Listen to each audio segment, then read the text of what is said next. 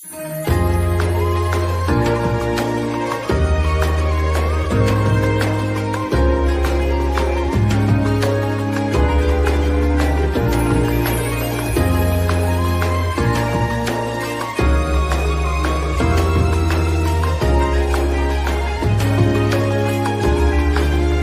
عليكم ورحمة الله وبركاته. ازيكم يا حبايبي؟ عاملين ايه؟ يا رب تكونوا بخير وبأفضل صحة واحسن حال. راجعه لكم النهارده بيوم جديد وفيديو جديد، فيديو كله طاقة ونشاط وحماس كده ان شاء الله يشجعك وتتحمسي كده وتشوفي بيتك محتاج ايه. فتعالوا كده نبتدي الفيديو بتاعنا، بس قبل ما نبدأ الفيديو نحب كده نصلي على الرسول. اللهم صل وسلم وبارك على سيدنا محمد وعلى اله واصحابه اجمعين. ولو انت اول مرة تشوفي قناتي يا ريت تحطي لي اللايك وتشتركي في القناة علشان يوصلك مني كل فيديو جديد بنزله.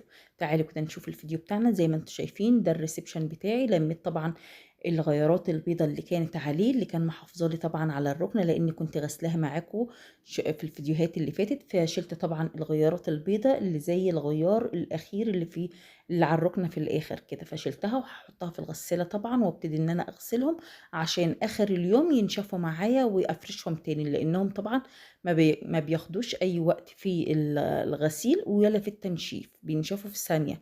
مجرد بس ما بطلعهم من الغسالة بيكون طبعا بشممهم الهوا كده او الشمس وبينشفوا معايا على طول.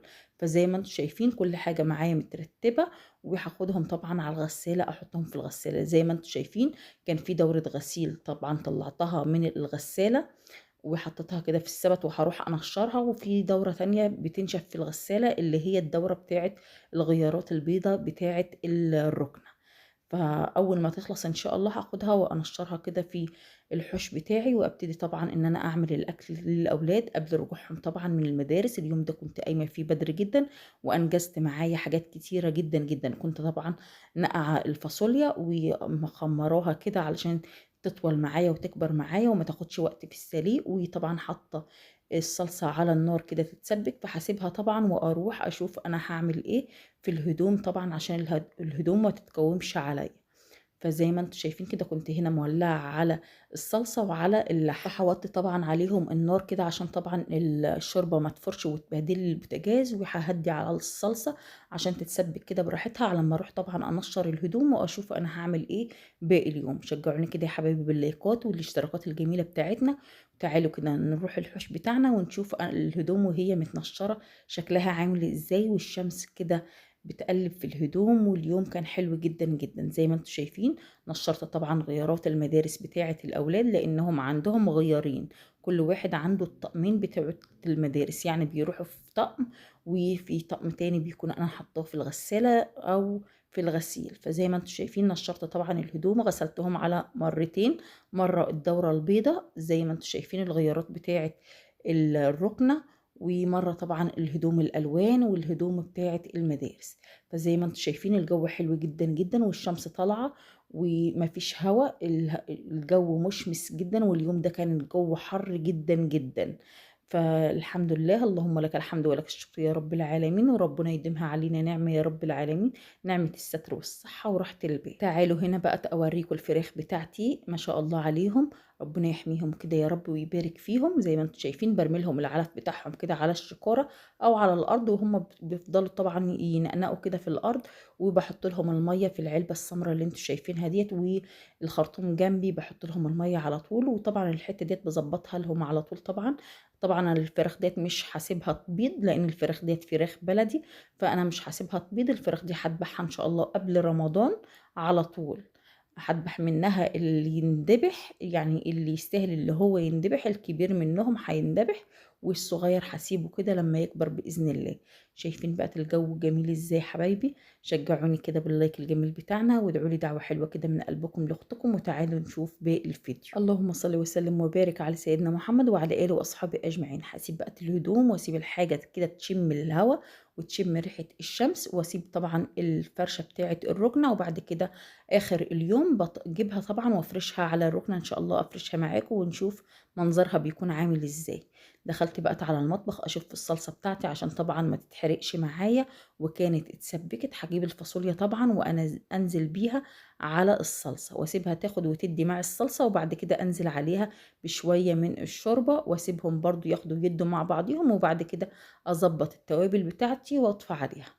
جيت هنا بقى على العين ديّة ولّعت كده على الحلة بتاعتي، الحلة ديّة جرانيت كده، والصراحة هي متخربشة كده لإني باستخدم ليها السلك العادي مش اللي هي الإسبونش على طول، لأ، السلك العادي هتلاقوه مجرّح طبعًا من تحت، الصراحة ما بيلزقش فيها الأكل خالص، الرز ما بيلزقش فيها نهائي، أنا باستخدمها للرز، الصراحة ما جرّبتهاش في الطبيخ، وطالما الرز ما بيلزقش في أي حلة يبقى تستخدميها لكل حاجة، لكل الخضار. جيت هنا بقى نزلت طبعًا بشوية الزيت، ونزلت بالشعرية حمّرتها، وبعد كده الرز، وحطيت المعيار بتاعي، وضبطت طبعًا الملح بتاعي، وهاغطي على الحلة كده على السريع، وأروح أشوف أنا هاعمل إيه تاني باقي اليوم. رُحت بقى على غرفة الأولاد، قُلت طبعًا أدخل عليها كده، هي كانت نضيفة ما فيهاش أي حاجة، عاملين فيها الروتين الفيديو اللي فات على طول، ومضبّطينها كده ومغيّرين طبعًا الفرش بتاعها، الدفايات، وغاسلة طبعًا الكفرات بتاعة المراتب ومضبّطاها، بس التطبيقة بتاعة البطانية هي اللي مش متساوية، فهابدأ إن أنا أساوي البطاطين كده وأضبّطهم طبعًا، لإن طبعًا كان في الوقت ده أنا باعمل كذا حاجة، باطلع للطيور، بادخل للفراخ، كذا حاجة كده باعملها في يومي، على الصبح كده، أول طبعًا ما بادخل على الغرف، والحمام طبعًا أول حاجة بندخل عليها، جيت هنا بقى على السرير التاني وهاساوي برضه البطانية، وهاساوي طبعًا الفرشة بتاعته لإنها كانت مخلوعة كده من جنب الحيط، فهاساويها كده واضبطها علشان طبعًا يكون منظرها حلو، أهم حاجة الترتيب مش النضافة وبس، أهم حاجة إن أنتِ تنضفي وبعد كده ترتبي الدنيا حواليكِ، مش النضافة بس، لإن ممكن يكون بيتِك نضيف بس مش مرتب، لازم ترتبي كل حاجة وتساوي كل حاجة وتشيلي كل حاجة في مكانها كده عشان طبعًا يكون بيتِك مرتب ومنظم، وتقومي كده من يومِك عارفة أنتِ هتشتغلي إزاي وهتعملي إيه، وتقومي كده على الشغلانة اللي أنتِ ناوية عليها من بالليل، يعني لازم يكون مرتبة يومِك من بالليل. كنست بقى الغرفة كده من جنب السراير، وهاروح بقى أطلّع طبعًا التراب وألمّه طبعًا بالجاروف وأطلّعه طبعًا في السلة برّه خالص، برّه البيت خالص، لإن أنا باحب لمّا ألِم التراب من البيت أخرّجه برّه البيت خالص، لإن طبعًا أنتِ كده بتخرّجي الطاقة السلبية كلّها من البيت، فلازم كده تجددي بيتِك بفتح الشبابيك وتخرّجي جميع التراب اللي في البيت، وتدّي البيت تلميعة حلوة كده على السريع، وكده بيتِك بيكون رجعت له الطاقة الإيجابية وبيكون ريحته بروايح الصراحة. زي ما أنتم شايفين الغرفة أهي بعد ما ضبّطتها ورتّبتها ورجّعت كل حاجة مكانها ولملمت منها طبعًا الهدوم اللي واقعة هنا والإزايز اللي كانت هنا، والسلة طبعًا خرّجتها من الغرفة خالص، السلة بادخّلها بس الغرفة يعني بعد المغرب كده، علشان طبعًا لو الأولاد حابين إن هم يرموا فيها ورق، يرموا فيها حاجة، يكون جنبهم وهُم مثلًا بيذاكروا وهُم قاعدين، وبعد كده طبعًا باشيلها الصبح وباخرّج منها كل الحاجات اللي كانت فيها وباشمّسها كده بعد ما أغسلها طبعًا. خلّصت الغرفة وخلّصت كل حاجة في البيت، هاطلع طبعًا للطيور آخر اليوم كده، هاطلع للطيور بعد ما اتغدينا وبعد ما خلّصت كل حاجة طبعًا، المقطع بتاع الغدا والأكل اللي عملته معاكم اتمسح مني يا حبايبي، فباعتذر منكم جدًا. طلعت بقى للبط بتاعي على السطوح، حطيت له المَيّة وحطيت له الأكل وضبّطت الدنيا كده وهابيّته طبعًا علشان الوقت ده كان وقت مغربية وهابيّته وأنزل طبعًا أشوف أنا هاعمل إيه طبعًا ونفرش مع بعضينا طبعًا الرُكنة زي ما قُلت لكم في أول الفيديو.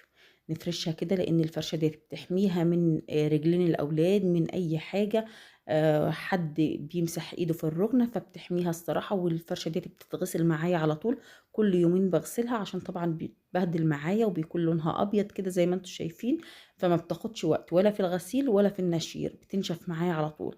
شغّلت كده الإضاءة وزي ما أنتم شايفين فرشتها كده وضبّطتها، ما عرفتش أصوّر معاكم طبعًا علشان بتاخد وقت طبعًا، بارفع الشلايط طبعًا بادخّل طبعًا الفرشة من الزاويتين، وبعد كده بانزل بيها عشان طبعًا ما تنزلش بسهولة مع أي حد يقعد عليها، فزي ما أنتم شايفين فرشتها وضبّطتها وخلّيتها بالنظام اللي أنتم شايفينه ده، ورجعت طبعًا رصيت المخدات زي ما أنتم شايفين، وضبّطت الدنيا كده ورشيت طبعًا مُعطِّر، مسحت طبعًا الفواصل اللي السيراميك باين منها ديّة، السيراميك اللي باين ده مسحته طبعًا بالشرشوبة وضبّطت الدنيا، وفي الوقت ده طبعًا الأولاد جُم واتغدينا والحمد لله، اللهم لك الحمد ولك الشكر يا رب العالمين، وده الreception بتاعي الداخلي، في طبعًا صالة برّه للضيوف والreception ده إحنا اللي بنقعد فيه أو ممكن الضيوف برضه يدخلوا يقعدوا فيه. فزي ما أنتم شايفين ضبّطت الدنيا، فزي ما أنتم شايفين كده الدنيا بقت فُلّة و100 فُل و10. زي ما انتم شايفين. قولوا لي في التعليقات الفرشة اللي على الركنة ديّة حلوة والّا أشيلها؟ وبهنا يا حبايبي يكون وصلت معاكم لآخر الفيديو، يا ريت يكون استفدتم من الفيديو ولو بجزء صغير، وأتمنى منكم تدعوا له دعوة حلوة كده من قلبكم لأختكم بصالح الأعمال، وما تنسونيش في اللايك والشير والاشتراك في القناة وتفعيل الزر الأحمر اللي تحت الفيديو، وتدوسي على كلمة الكل عشان كل ما انزل فيديو تتفرجي عليه ويوصلك إشعار بيه. وإلى اللقاء في فيديو آخر، والسلام عليكم ورحمة الله وبركاته.